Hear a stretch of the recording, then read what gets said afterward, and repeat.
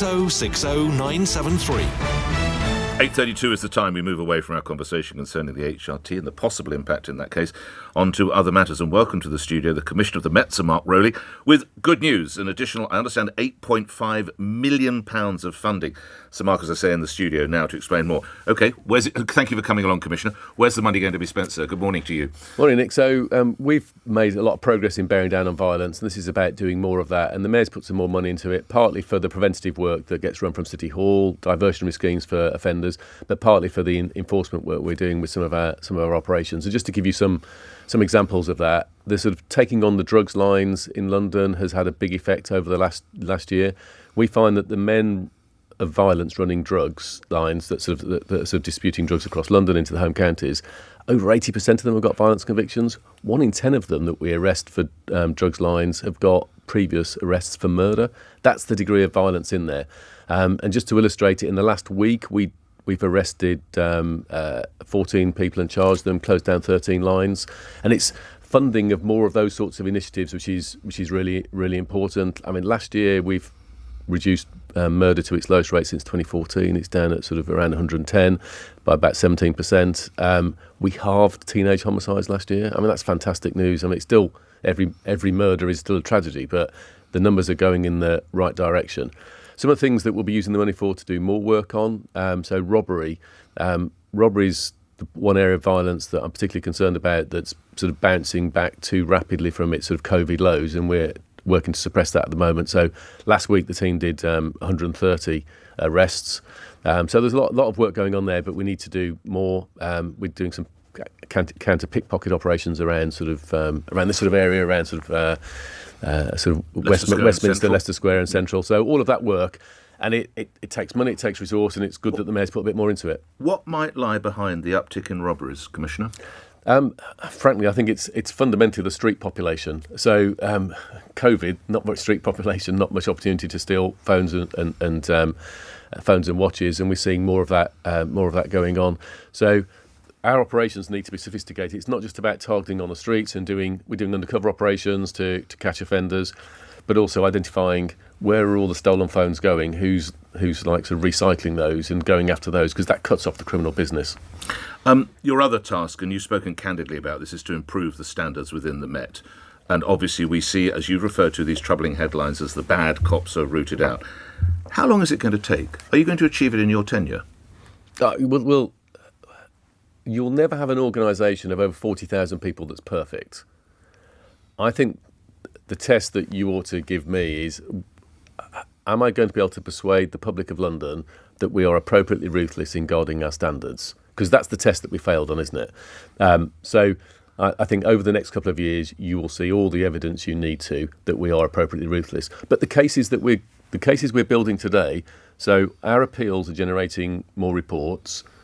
If we're arresting an officer today for something horrific, that won't come to court maybe for 2 years' time. So there's going to be a long tail, but convincing London that we're serious about this will be much quicker than that. And I think my point is, I don't want this to dominate the headlines the whole time. I've got hundreds of problematic officers I need to sort out. I've got tens of thousands of people doing these operations to deal with violence, whether it's the sort of things I spoke about or dealing with violence against women and girls in the nighttime economy. But you've spoken passionately about regaining the trust. You'll need like an intelligence infrastructure within the force to find these people, won't you? Because, all right, the ones you've already identified, they're on the books.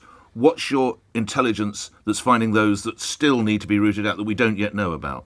So that's why previously announced an anti-corruption and abuse command, and we've strengthened our intelligence capability in there and our sort of covert tactics, and we're getting more reports from the appeals we've done. So all of that is happening. I promised when I spoke after the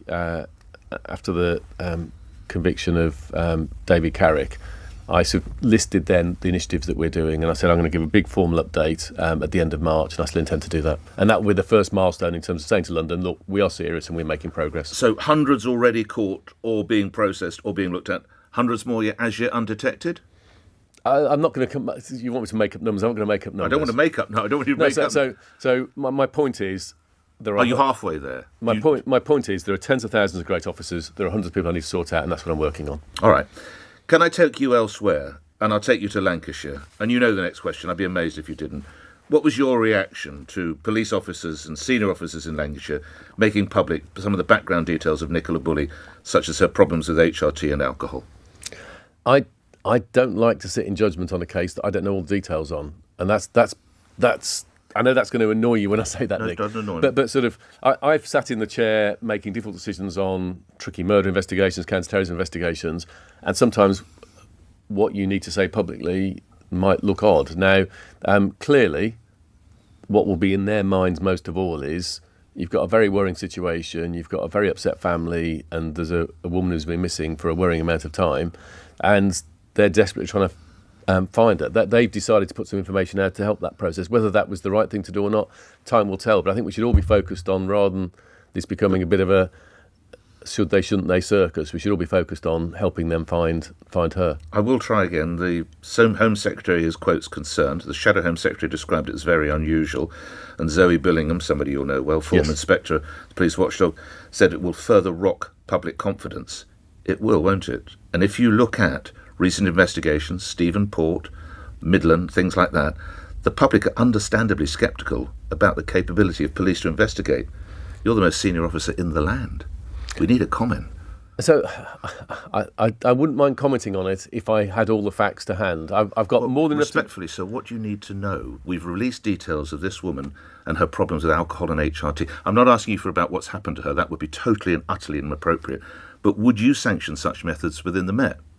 If somebody said to you, Gov, we think we better release these details. This woman's having problems with HRT and alcohol. Anytime you're releasing personal information, you need to be very, very cautious. Is it absolutely necessary for a policing purpose to help achieve the aim? In this case, help achieve the aim of finding a missing woman. Now, they've made that call. Time will tell. They've referred themselves to the IPC. Time will tell whether that was the right call in that circumstance. So, but I don't know what information they have in front of them investigating the case. So we're all judging that from outside. I can understand why, particularly with those other cases you mentioned, particularly with the other headlines around policing and also and the trust of policing and the trust of women. I understand why it plays into that, but let's focus on finding her, and then let's see whether the IPC find that Lancashire got it right or got it wrong. But I will, for one final reason, come back on this, which is, one of the biggest tasks that you and your colleagues have is to restore confidence from women in what you and your blokes and women do. So I will say again, on behalf of women listening in this town, was something like this to happen to a woman or their sister or their friend or whatever, would details about their problems with the menopause be made public by the Met? I will try again. You would find it rather odd, would you not? It would be a rare thing to. It would be a rare thing to do. If I came to you and said I want to do it, Gov, I would have to make the most compelling case, wouldn't I? It would be a rare thing to do, but there may be a case where it is necessary to do, and that's why I don't want to be absolute. But it would be a rare thing to do. We need to release the information that helps find somebody, and Lancashire have made that call, and time will tell whether they got it right or wrong. Does the Met stand by ready to help if requested? Of course. Would you consider that? How does it work, Sir Mark? So, the way we do murder investigations and high-risk missing person investigations, there is a model which has a review stages after 7 days, 28 days, etc. And sometimes those reviews are done by an independent SIO within the force. Sometimes it makes sense to bring somebody from outside force. So I'm sure Lancashire are thinking about the right time to have those sorts of reviews, and if they decide to ask another force, then of course I'm sure any other force will be happy to help. Coming back a little bit to what we were talking about your job to improve the image of the Met, with all the stories that are coming out about officers who've let down the tens of thousands of good bloke and women who serve under you, and exactly. I stress that point again, Thank you. let them down. And by the way, I don't think anybody loathes them more than the cops in the force. I stress that as well. But what does it do for morale and indeed recruiting when people see what has gone on in the Met? Can I put it to you, it almost looks like a circus at times. So I speak to a lot of frontline men and women, and they're really fed up and upset by these headlines. But I mean, I say that cautiously because the public are more important than us, and we can't make ourselves the victim in this. But they come to work because they join policing, not because they're going to make loads of money out of it, but because it matters and it's an interesting job and they want to make a difference for communities. And they're in an organisation now which is being challenged in headlines on a regular basis, perfectly properly, because of the actions of a minority, and because as an organisation, as I've said previously, through systemic failings, we haven't been tough enough on this. And so the ones I speak to, they get the fact that we need to face into this storm and go through it, but it's not a pleasant place to be when they're out day in, day out trying to do a good job for victims of crime in London. In your long career, have you ever reported a colleague for being a rogue? Had a word with a senior officer? I've dealt with things as senior officer. I can remember incidents as an inspector that I've dealt with. So I absolutely, and I've always been tough on standards panels myself. And I think this is the challenge I face. On the one hand, people need to be persuaded that me and my team as leaders are serious about this, and you will see the results of that, as I say, building over forthcoming months. But in parallel to that, the way Londoners' trust will return is about the quality of community policing. It's about how we respond to crimes. It's about bearing down on violence. It's about the violence against women and girls getting much better at taking on the predators who target women and girls. So we've got to do all of that to build trust whilst getting rid of these negatives that are undermining it. Talking about building trust and confidence in the Met, are you aware of the percentage of detection of burglaries at the moment is desperately low? Do you know the figure? I don't have every detection figure on my top of my head. It's a little over 4%. Yeah, it's not where it needs to be. And I understand it should be more in the region of 30 to 40%. What can be done about that? That is pitifully low as regards burglary. This is burglary detection, by the way, not report detection or other cases to be taken into consideration. So I think the burglary detections on people's homes is much higher than that. I think that figure is the wider that counts everything from a shed being broken into through to a sort of a high value burglary. Yeah. So burglary detections on people's homes. That's often when people come face to face with the Met, isn't it? So and they need the Met to really help them. Right? So the figure you've got there, I don't think reflects burglaries of people's homes. One of the things I announced first of all was about we're now attending every burglary of someone's home, which we weren't doing a while ago. So that figure's now up to close to 100%, and that's both more reassuring for victims, but also, of course, turning up at a scene gives you more chance to find opportunities to solve the crime. So all of that's about improving the day-to-day service to Londoners. I've spoken about rebuilding neighbourhood policing. We're putting more PCSOs out on the streets. That is part of preventing crime. We're strengthening our approach to a range of crimes. Our detection rates are going up in many respects, like for rape, etc. Not burglary, I say again, Sir Mark. So there's lots to do, but there's great work going on in London. Just to sort of loop back round to the violence against women and girls agenda. I mean, we've got a Project Vigilant, which is about dealing with predatory men on the streets of London around nighttime economy. The areas we've deployed that in London, in Lambeth and other centres, has reduced nighttime economy-related predatory behaviour by over a quarter. I mean, so there's lots of fantastic work going on. There's always more to do, Nick, as you say. I wonder if this comes down to, can I use the word manpower or personnel? Last month it was announced every London borough will get a senior officer to lead local policing as part of your priorities regards neighbourhood you've just mentioned. Yes. But I wonder, shouldn't there possibly be a chief superintendent for each of the 32 London boroughs? In some of those, I understand, one chief could have responsibility for 3 boroughs. Well, I don't need to tell you, there's broadly 250,000 people per London borough. That's about 750,000 under one chief superintendent. When I remind you, the population of Bedfordshire, who has its own force, Northamptonshire, 714,000. There's not enough senior officers going around, are there? We need more chief supers or above. We're strengthening the local leadership with the superintendent model, as you've rightly pointed out. But I'm talking about the overall command, the old borough command. You remember the days of borough command? Yeah, I do. So having the 12 larger units gives chief superintendents more flexibility on resource to have an impact on crime. When we had the 32, some of them were so small, it was very hard for them to form a team to take on a burglary initiative or a robbery initiative. The size gives them more flexibility. But it's like policing the whole of Bedfordshire. You've got a chief constable there and an ACC. And it's not like policing the whole of Bedfordshire. They have murder teams, they have personnel. It's different to that. I think, Nick, if you'll forgive me, I would say I'm closer to it. I'm a bit more expert than you in how to organise a police force, I would suggest. Indeed. You are rightly, though, on behalf of your listeners, asked me a question about what it looks like for them on the street. So if you can leave me to organise what's behind the scenes. You're confident one chief super can do 3 boroughs? With the extra superintendents, they absolutely can do. But the questions you focus on, quite rightly, are what it looks like on the streets of London. I know we have a big job to rebuild trust. That's why we're doing this extra work on violence. That's why we say we've had these fantastic results on reducing knife crime, teenage violence, and that's why we're putting more resource into that. And that's why we're going to rebuild neighbourhood policing, because communities want to see cops and PCSOs where they live that know the issues and tackle them. Last couple of points.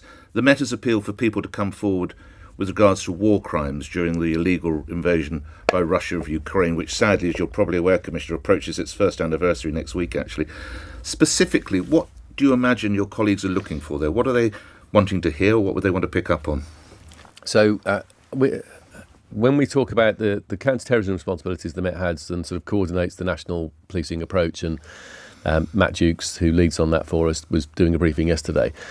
Some pretty scary stuff. Some pretty scary stuff. So, I mean, the threat that they used to talk about, the work was almost entirely dealing with terrorism. Now it's much more mixed, and it includes quite a lot of war crimes work, as you say, and a lot of hostile state work. And he was speaking yesterday about significant threats from the Iranian state on the streets of the UK.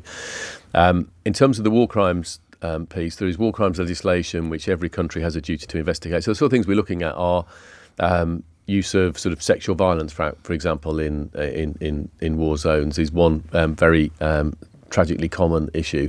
And we're trying to collect where potentially Russian soldiers might have used sexual violence to subjugate the local population. Exactly, yes. So that sort of thing, that we may have refugees or people who know people who can make allegations, and there's a coordinated sort of operation on a sort of international basis that we'll be feeding our information into. So that's what that's about. And it's important that if it is possible after this conflict finishes to hold anybody to account, that would be excellent, wouldn't it? It would. Final question. You have referenced neighbourhood policing on a number of occasions. Yes. You're probably aware that the Shadow Home Secretary, Yvette Cooper, was yesterday talking about bolstering neighbourhood policing and looking at recruiting 13,000 officers and PCSOs. I'm not going to take you into a political arena, Commissioner, don't worry there. But the Home Secretary did reference, of course, the famous Sarah Lancashire, who plays Sarah Lancashire as Kaywood. What's her, in the Catherine Kaywood? I'm so sorry, Catherine Yes. Kaywood, in that marvellous show that I'm sure many people have watched. Your reaction like that? Do we need more Catherine Kaywoods out on the streets? She's great, isn't she? My wife and I were unashamedly hooked up. It's the biggest smile I've seen from you. That's it, yeah. My wife The and happiness of Happy Valley. My wife and I were, and Hebden Bridge is a lovely place to visit as well. I've visited it as well in the past, but my wife and I were sort of unashamedly hooked on it as a programme. And whilst there's a bit of fiction in there, as a sort of cop character, she's a very attractive character and larger than life. And I wouldn't. And is she the model? What should we take from Catherine Kaywood? I wouldn't. Your blokes and women listening now. I wouldn't want. I've got about 34,000 officers. I wouldn't want 34,000 Catherine Kaywoods, but a few would be good value. I mean, we need. What did you like? Why don't you go home and watch comedy or documentaries about sharks or something like that? Maybe I'm just. Well, Nick, I spent 4 years out policing. I came back into policing because I still love it. I still love what we do, regardless of the issues we've got to face down. We've got lots of fantastic people, and I've got lots of characters who are just as interesting as Catherine Kaywood. Not the same as her, perhaps, but lots of characters like that. But neighbourhood policing is the way forward. It's the bedrock of policing. I think as we've been stretched over the last couple of decades, some of the resources and financial pressures have been sucked out of local policing. That's our foundation. There are other areas we need to put more resource into in due course. Work against sort of public protection, violence against women and girls. That is the reporting's going up all the time, and that's a stretch. The online fraud world, I'm sure you've spoken about on your show sometimes. Yeah. But what we can't do is stretch all the resources across that range and leave neighbourhoods bare, because where we all live, we all want to have a sense that there are local police who understand what's going on in our area and are working to make us all feel safe, and that's really important. So you finished Happy Valley. What are you watching now, Commissioner, might I ask? So we're doing Borgen at the moment, which is slightly odd, and then we're just trying to work out what our next series is. Well, do come and tell us, and I'm grateful for your time. Good luck to the men and women serving you. Thank you, Nick. Good to see you. Thank you so much, Rowley. Appearing here on LBC, where Thomas Watts has the news headlines. The head of the Met Police has told Nick that officers should always be very cautious when releasing personal information, and time will tell whether Lancashire Police made the right decision in the Nicola Bulley case. Rishi Sunak is in Northern Ireland as speculation grows of